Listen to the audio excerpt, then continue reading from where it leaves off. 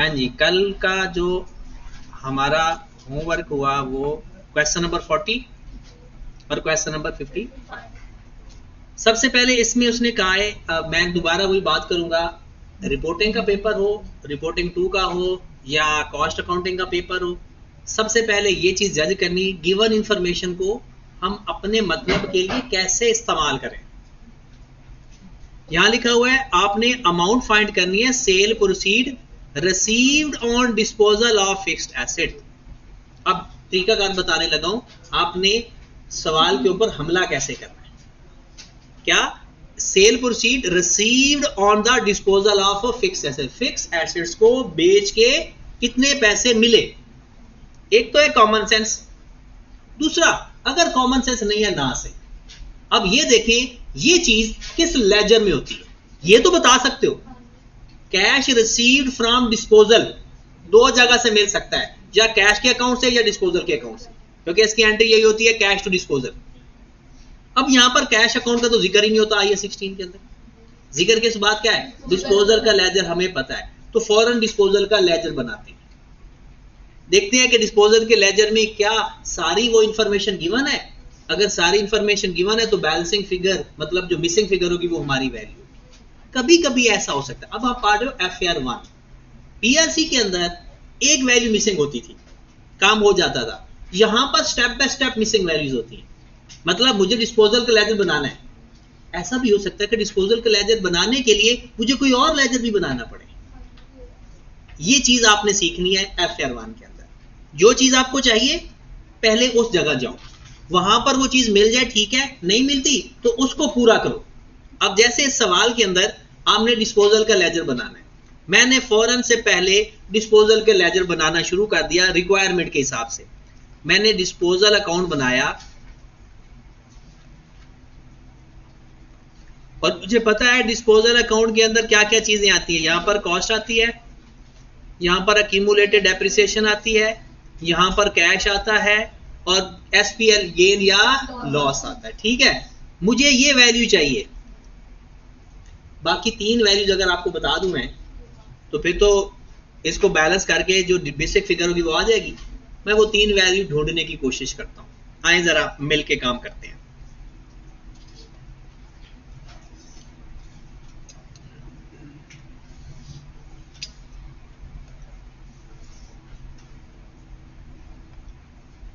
जी,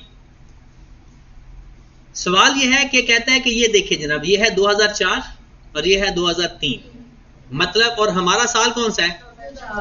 जो 2003 का डाटा है वो हमारा हो गया ब्रॉड ऑन, वो पिछला साल ब्रॉड ऑन और हमारे साल के बैलेंस कैरिड ऑन। कहता है फिक्स एसेट्स की कॉस्ट पिछले साल ये थी, इस साल ये है। Got it? फिर लेस अक्यूमुलेटेड डेप्रिसिएशन, पिछले साल अक्यूमुलेटेशन का ब्रॉड ऑन ये है, अब ये है, बुक वैल्यू आ गई। ड्यूरिंग द 2004, मतलब ब्रॉड ऑन कैरिड ऑन उसने बता दी। वो पिछले साल का डाटा हमारा ब्रॉड ऑन, इस साल का डाटा हमारा carried on. Expenditure on fixed asset, मतलब फिक्स्ड एसेट आपने 481 का खरीदा, इसे क्या बोलेंगे? एडिशन। बताए किस लेजर में जाता है? नया एसेट खरीदा है।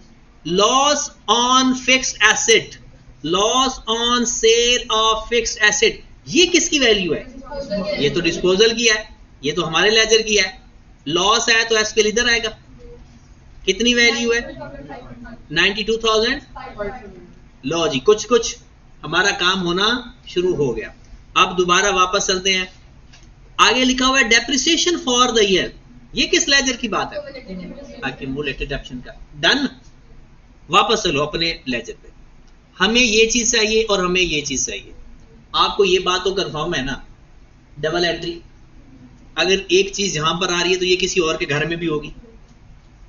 अगर कॉस्ट आ रहा है ना डिस्पोजल में, कॉस्ट को आप लिख सकते हो PPE, तो इसका मतलब है ये अमाउंट PPE के लेजर में भी मिल सकती है।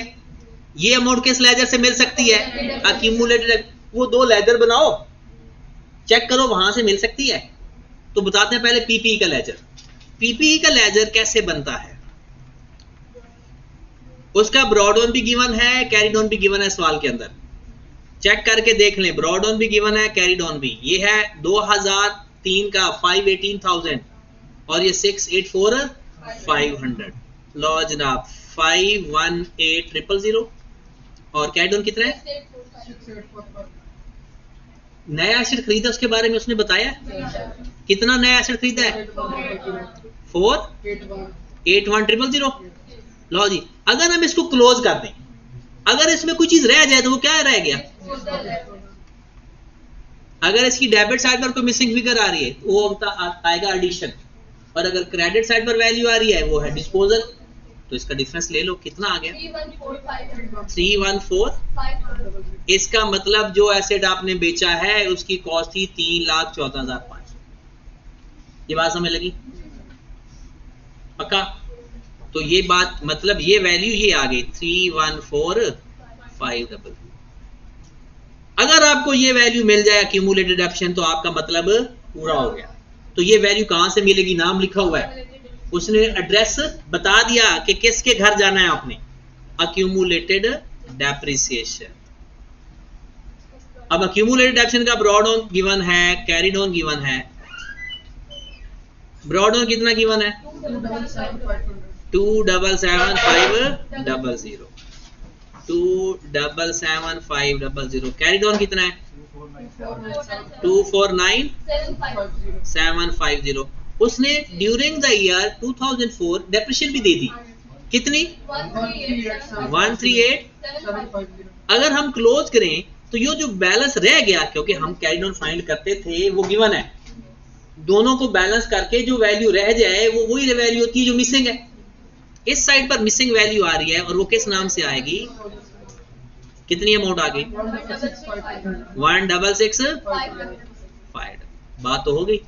यहां पर आ गया 166,500।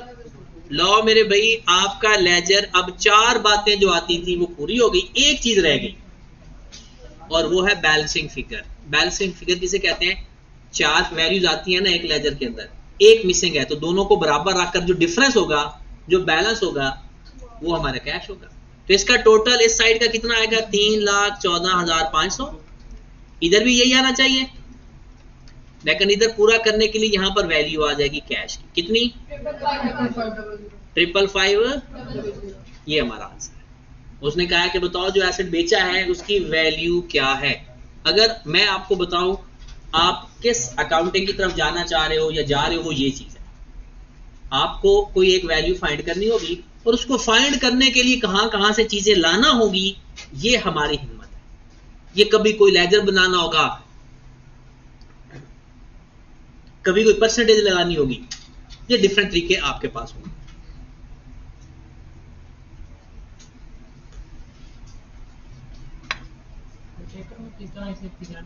पेपर में प्रेजेंट करने का तरीका, आप सिंपल डिस्पोजल का लेजर बनाएं, बाकी सब कुछ वर्किंग में करें और एंड पे लिखें cash from disposal is equal to 55500।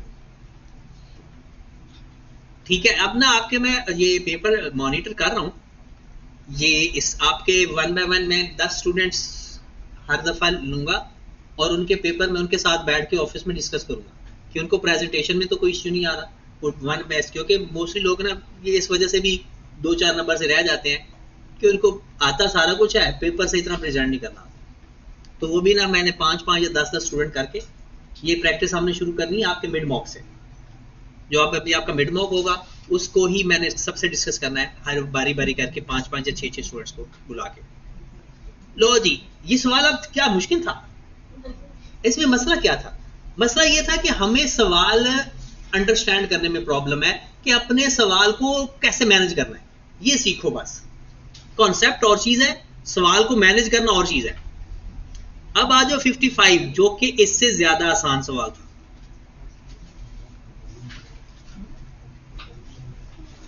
जी, सवाल के अंदर उसने क्या कहा? फाइंड क्या करना है? अकाउंट्स बनाने हैं। अब ये देखें, वो कहता है जी आपके पास the machinery account at cost for 3 years। ये उसने 3 सालों के अकाउंट्स बनाकर दे दिए। कौन से?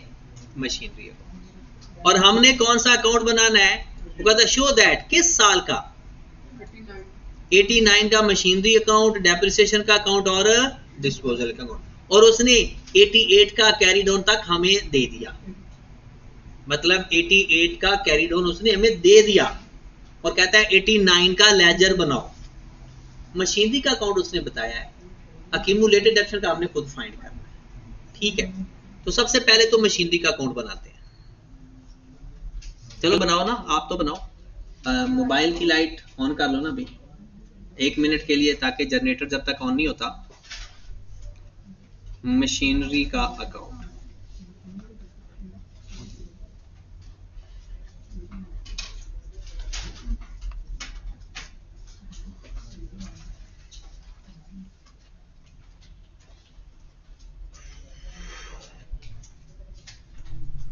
हमारा ईयर एंड दिसंबर है। हाँ जी, दिसंबर 1,189 ब्रॉड ऑन। जो पिछले साल का कैरी डाउन है वो अगले साल का ब्रॉड ऑन है। पिछले साल का कैरी डाउन क्या है 85,000, तो अगले साल का ये ब्रॉड ऑन हुआ, तो ये हमने ब्रॉड ऑन लिख दिया 89,000। मैं कहता हूं ना सवाल बस समझो। अब करना क्या है हमने, सिंपल सी बात है कि जो 89 के अंदर बस अगर एसिड खरीदे हैं तो डेबिट, बेचें तो क्रेडिट। एसिड खरीदे हैं तो डेबिट, बेचे हैं तो क्रेडिट। चेक करो जरा आपने कौन कौन से एसिड 89 में खरीदे और कौन से बेचे। सवाल आपके सामने है ना सबके, मैं पढ़ रहा हूं। लिखा हुआ है depreciation at the rate of 2%। वैसे तो ये 20% था सही, तो आपने 2% से किया, तो मैंने भी 2% से करवा देता हूँ। On the diminishing balance basis in the provision for depreciation, कहता है 1 अक्टूबर 89 machine number 2 was damaged. Machine number 2 damage हो गई एंड हैड टू रिप्लेस। याद रखें मैंने पहले भी बताया था, रिप्लेस का मतलब होता है पुराना एसेट बेच के नया खरीदना, और एक्सचेंज का मतलब होता है एक ही पार्टी को एसेट देके नया एसेट लेना। वो एक्सचेंज और होता है, रिप्लेस और होता है। रिप्लेस किया आपने न्यू एसेट से कॉस्टिंग ₹25,000। मशीन नंबर 2 आपने बेच दी और मशीन नंबर 4 वो आपने खरीद ली। कितने में खरीदी 25,000 के। The machinery was insured and insurance claim हमें मिल गया 12,400 was admitted by the insurer. समझो कि हमने इतने की बेची, वो इंश्योरेंस से जो हमें पैसे मिले वो 12,400 मिल गया। खत्म हो गया सवाल। क्या 89 में कोई एसेट खरीदा? बिल्कुल खरीदा, ये 25,000 वाला, और एक डिस्पोज भी हुआ। तो जनाब 1 अक्टूबर 89,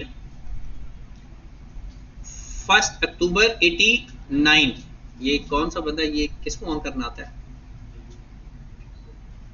यहां से या उसको अब्दुल को बुला।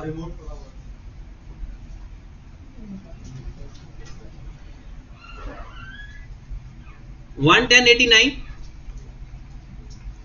कैश 25,000 और सेम डेट को रिप्लेसमेंट हुई है, तो 1/10/89 डिस्पोजल।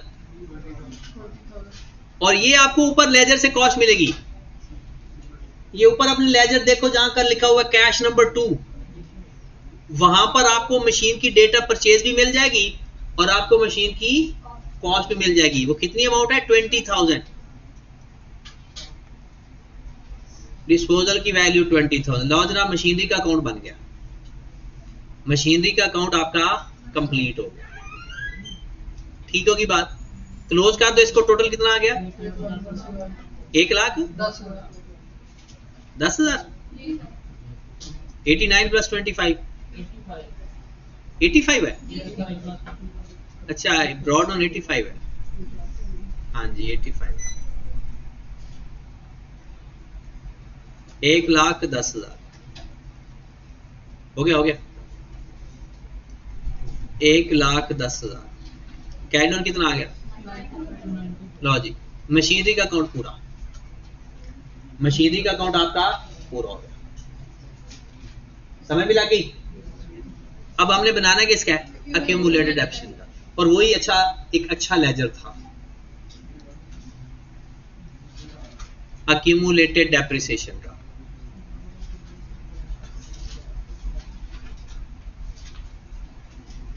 हाँ जी जनाब 1189 ब्रॉड ऑन। अब अक्यूमुलेटेड डेप्रिसिएशन का ब्रॉड ऑन हमें नहीं गिवन, लेकिन अल्लाह के बंदो ये देखो आपको हर एक एसेट बताया तो है। पहला एसेट आपने 1 जनवरी 86 को खरीदा था, दूसरा एसेट आपने 1 जुलाई, ये तो ब्रॉड ऑन आ रहा है ना। दूसरा एसेट आपने खरीदा था 1 जुलाई 87 को, तीसरा एसेट खरीदा था 1 जुलाई 88 को। 3 एसेट्स हैं, उनको डेप्रिशिएट कर लो। अब तक इकट्ठा डेप्रिशिएट करना है इकट्ठा कर लो, अलग अलग करना है अलग अलग कर लो। बेसिक हमें क्या चाहिए? Accumulated depreciation. अक्यूमुलेटेड, एक तो फार्मूले का तरीका आपने पढ़ा है ना, फार्मूले से बुक वैल्यू फाइंड कर लो। लेकिन ये इतना ज्यादा काम नहीं है। पहला एसेट हमने खरीदा था 1186 को। अब मैं यहां पर वर्किंग करने लगा हूं। 1186 को कितने का खरीदा? पहला एसेट 50,000, रेट है 2%। पहले कितनी डेप्रिसिएशन आ गई होगी? 1000। यहां पर ये आ गया 31 दिसंबर 86। डन। कितनी बाकी वैल्यू बच गई?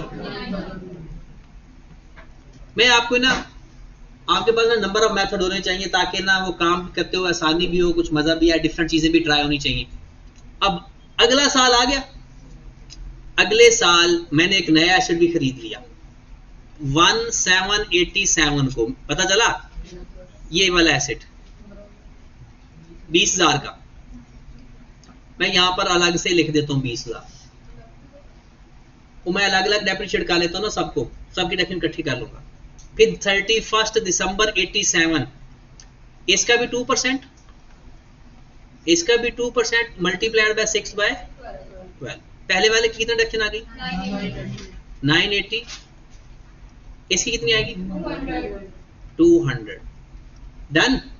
आगे चलते हैं। ये कितना आ गया? 98, 49,000 में से 980 माइनस कर दो, 48020। इसमें से माइनस कर दो 19,800। फिर 1788 को एक और एसेट भी खरीद लिया। वो कितने का था? 15,000 का। वो ये पता चल रहा है ना। तो इसका एक तरीका तो ये है कि हर एक को अलग अलग करो। अभी मैं वही कर रहा हूं, एक ही दफा सबको 189 तक आपने डेप्रिशिएट करना है और सारी डेप्रिसिएशन प्लस करके वो बन जाती है एक्यूमुलेटेड डेप्रिसिएशन। ये एक तरीका है कि मैंने इस टेबल के जरिए ना वो साथ साथ ही सारे डेप्रिशिएट हो जा रहे हैं। या तो फिर आप लेजर बना लो, हर साल का लेजर बनाते जाओ, जो कैरी डाउन आ जाएगा 88 का वो 89 का ब्रॉड डाउन होगा। हाँ जी, कितनी डेप्रिसिएशन आ गई? सबका 2% लो, इसका भी 2%, इसका भी 2% और इसका 2% मल्टीप्लाइड बाय 6/12। पहले का कितना आ गया? 2%, 960। तो पॉइंट को छोड़ो, इसका 396 और इसका 6 महीनों का 150। खत्म होगी बात जनाब। सारी डेप्रिसिएशन प्लस कर लो, अक्यूमुलेटेड डेप्रिसिएशन आ गई। क्योंकि दरमियान में ना कोई एसेट बेचा था। ये एक डेप्रिसिएशन आ गई, ये दूसरे साल की डेप्रिसिएशन आ गई, ये तीसरे साल की। ये सारी डेप्रिसिएशन अगर हम प्लस कर लेंगे तो ये क्या डेप्रिसिएशन बनेगी? अक्यूमुलेटेड डेप्रिसिएशन का ब्रॉड डाउन। कितनी वैल्यू आ गई? 3686। कहानी खत्म। आगे फर्दर क्या करना है? डेप्रिसिएशन फॉर द ईयर और जो एसेट बेचा है उसकी अक्यूमुलेटेड डेप्रिसिएशन। जो एसेट बेचा है वो ये है। पिछले सालों की इसकी भी डेप्रिसिएशन हम फाइंड कर चुके हैं। 201 है, 396 एक है। तो इस साल की फाइंड कर लेंगे तो वो भी अक्यूमुलेटेड डेप्रिसिएशन भी फाइंड। हाँ, फर्दर वही हमारा अपना तरीका डेप्रिसिएशन फॉर द ईयर का। डेप्रिसिएशन फॉर द ईयर क्या तरीका कार होगा? डेप्रिसिएशन फॉर द ईयर का ब्रॉड ऑन की बुक वैल्यू माइनस लो मेरे भाई। ब्रॉड ऑन की बुक वैल्यू कैसे फाइंड करेंगे? कॉस्ट का brought on minus accumulated depreciation का ब्रॉड ऑन। कॉस्ट का ब्रॉड ऑन है 85,000 और अक्यूमुलेटेड डेप्रिसिएशन का ब्रॉड ऑन है 36। करो जरा इन दोनों को माइनस आपस में, कितना? 8131 माइनस डिस्पोजल की बुक वैल्यू यहां से मिल जाएगी आपको 19,800 में से 396 माइनस करो 40।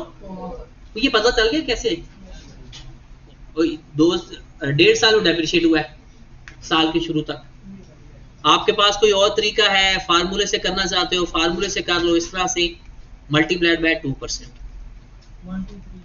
1 2 और फिर डिस्पोजल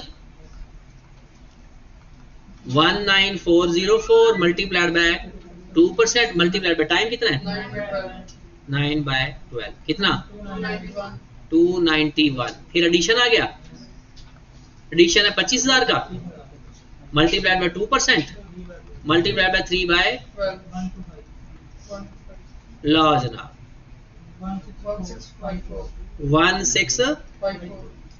1654 डन।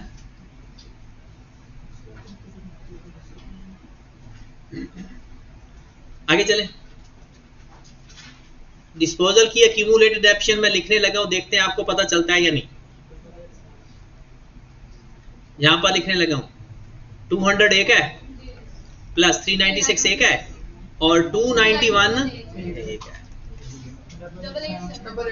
1 2 और 3 कितनी आ गई 88। कैरी डाउन तो फाइंड कर लोगे ना, टोटल करके कैरी डाउन फाइंड कर। हाँ सर समय लगी। अच्छा इधर 404 आ रही है तो इसकी खैर है, 3-4 रुपए का फर्क खैर होता है। डिस्पोजल का लेजर बना लें। अब तो डिस्पोजल का लेजर बनाना तो आसान सा हो गया क्योंकि सारी वैल्यू तो हमारे पास हैं। डिस्पोजल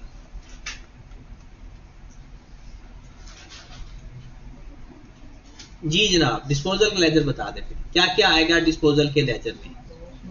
एक तो उसकी कॉस्ट आएगी, कितनी कॉस्ट है 20,000। तो उसकी एक्यूमुलेटेड डेप्शन भी फाइंड कर ली 88। कैश भी गिवन है सवाल के अंदर 12,400 जो इंश्योरेंस मिली है खत्म। गिना है लॉस, लॉस आ रहा है 6713 ठीक होगी बात।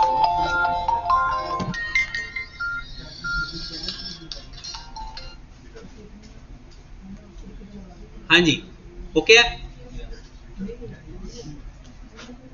चले जी SPL।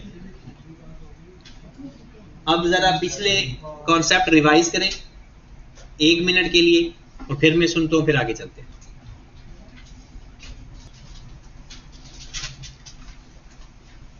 अब नेक्स्ट हमारे पास जो चीजें आ रही हैं वो हमने चेंज एंड एस्टिमेशन की अकाउंटिंग पढ़नी है, बड़ी इंपॉर्टेंट है, बड़े ध्यान से सीखनी है।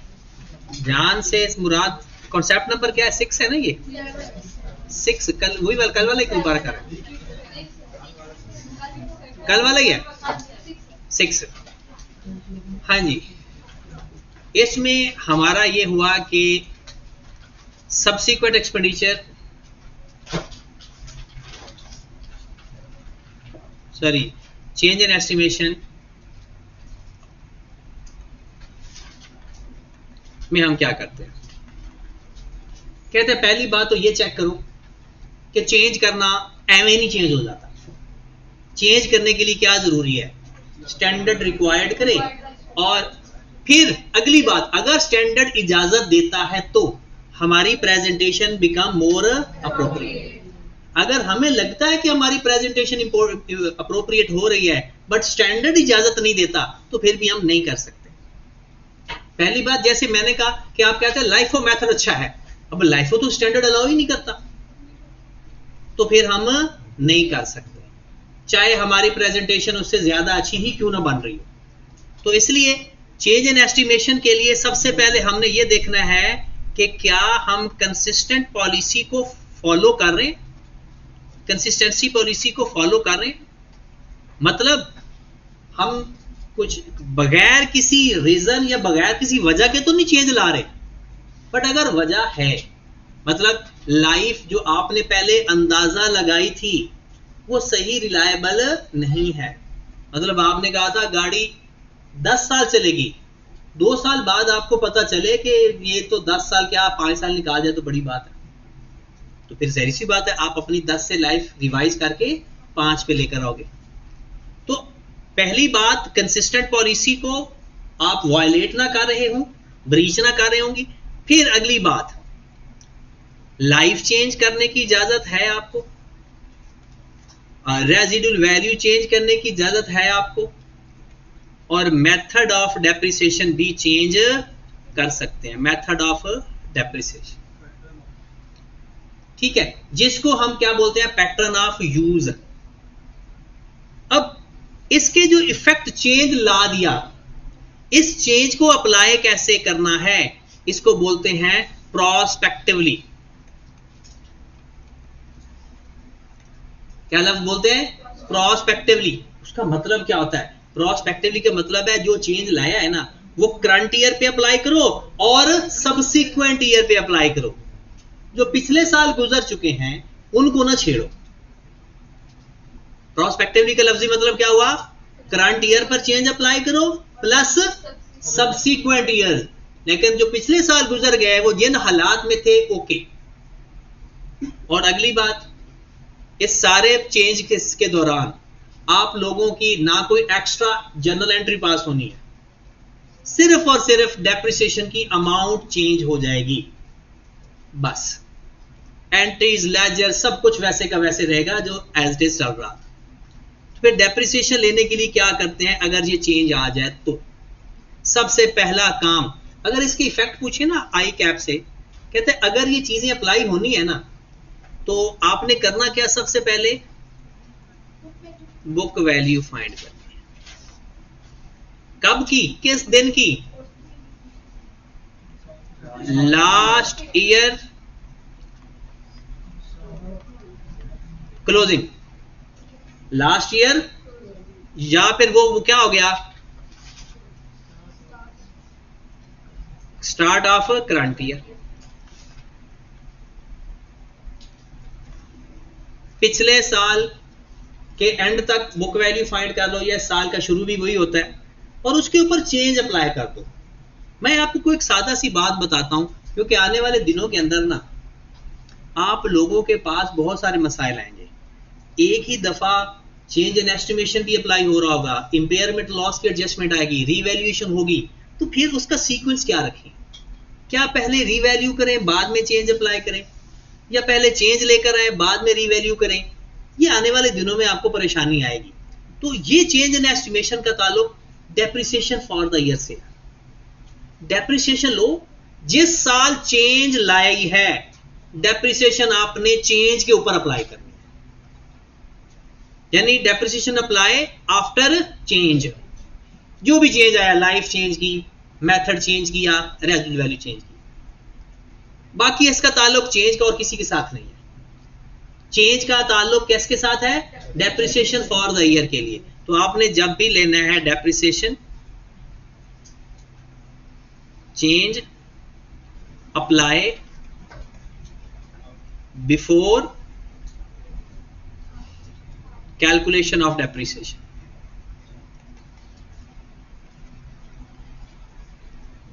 फॉर दैट ईयर, उस साल की डेप्रिसिएशन को कैलकुलेट करने से पहले आपने चेंज लाना है।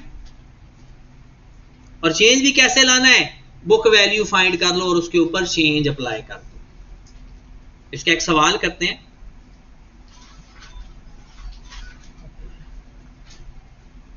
सपोज दैट हमारे पास आपने एसेट परचेज किया एक,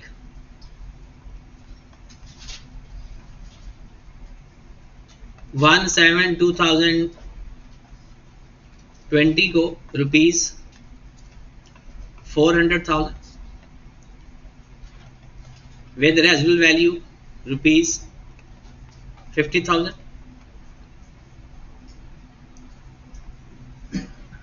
rate of depreciation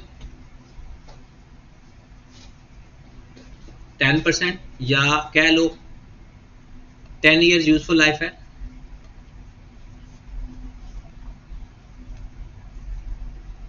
straight line method है जनाब। During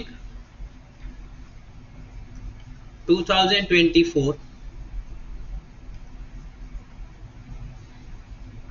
residual value change from 50,000 to 80,000. Find depreciation and book value for 2020.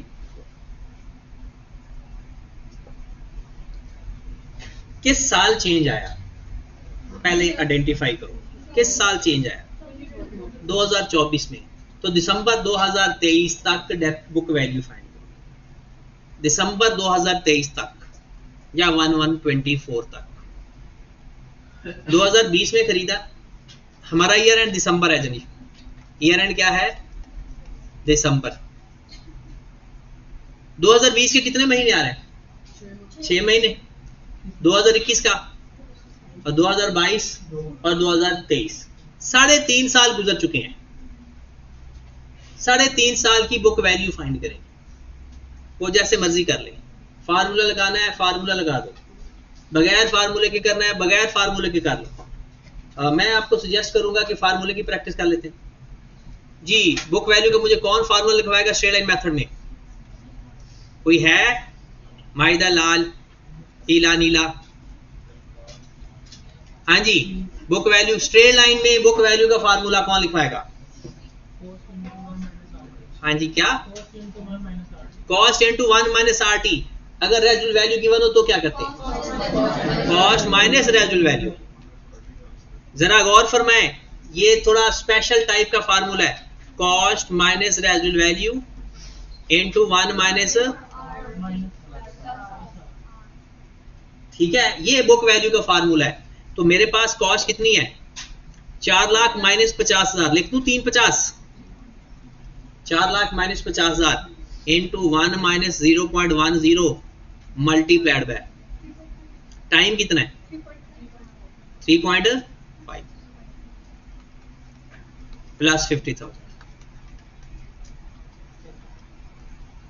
Cost minus residual value 2,775। ये हमारे पास बुक वैल्यू आ गई 2,77500। कोई बंदा चाहता है तो वैसे भी 6 महीनों की डेप्शन लेकर और 3 सालों की तो बराबरी आएगी ना, अक्यूमुलेटेड डेप्शन फाइंड कर ले, वो 4 लाख में से माइनस कर दे। ये आपकी अपनी मर्जी है। बुक वैल्यू आ गई, पहला स्टेप हो गया चेंज इन एस्टिमेशन का। अब उसके बाद हमने डेप्रिसिएशन लेनी है 2024 की। यहां पर आए जरा, 2024 पे आए।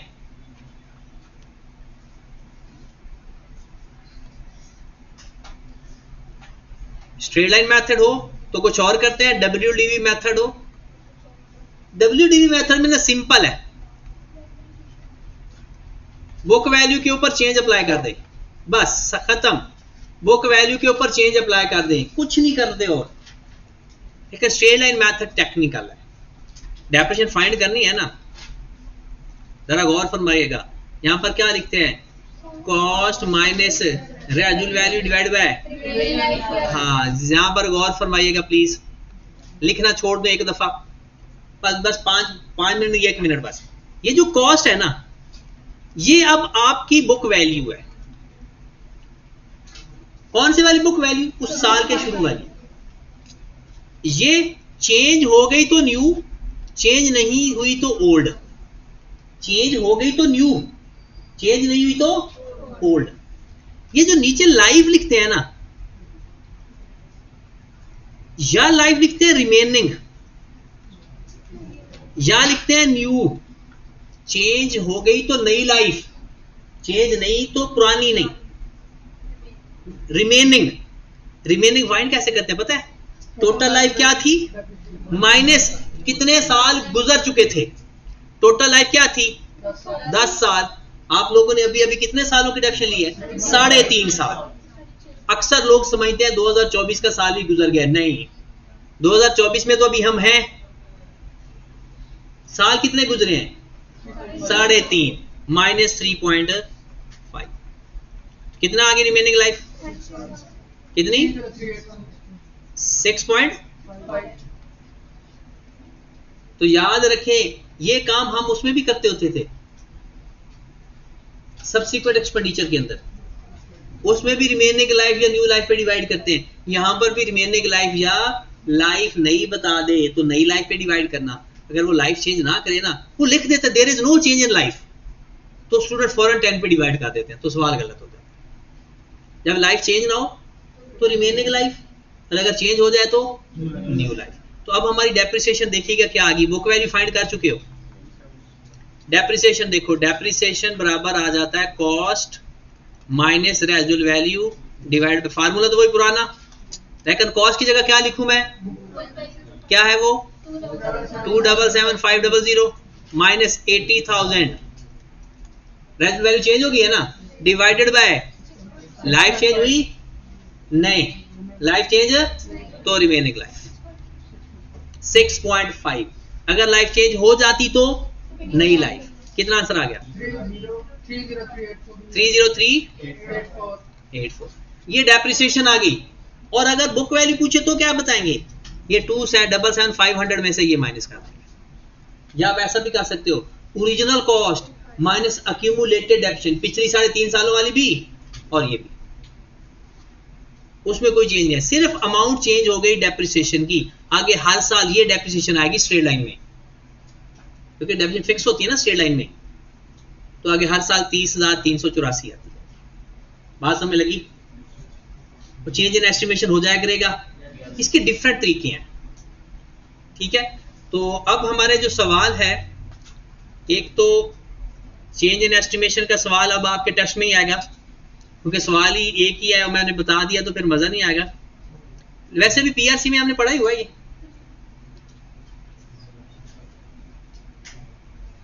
इसके सवाल अब हमने जो करने हैं घर से,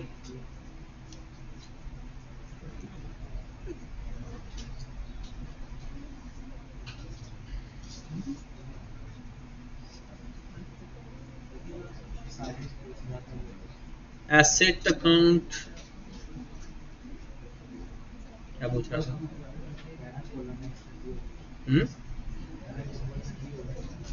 तेरी उन फिर ले आओ जल्दी जल्दी, स्पीड मारो, क्योंकि आज मैं स्पीड मारो, स्पीड स्पीड स्पीड, तब तक मैं सवाल दे दूं। वो पीछे लगे। अच्छा फिर ना आप लोगों के लिए ना कोई और सवाल सेलेक्ट करेंगे। आप लोगों ने ना एक सवाल कर लेना है, ये हो गया हमारा सवाल अल्फा एंटरप्राइज वाला, अल्फा हो गया नहीं? क्वेश्चन नंबर 10 एक, क्वेश्चन नंबर 10 हो गया। चलो फिर ये कर लो, क्वेश्चन नंबर 12 अकमल ब्रदर्स वाला। ये आसान से सवाल है दोनों, नहीं अभी मुश्किल नहीं है, मुश्किल तो नेक्स्ट वीक से स्टार्ट होगी। 10 और 12 ये दो सवाल आपने करने हैं। मुश्किल मेरे भाई अभी नहीं स्टार्ट हो रही है आप लोगों के लिए।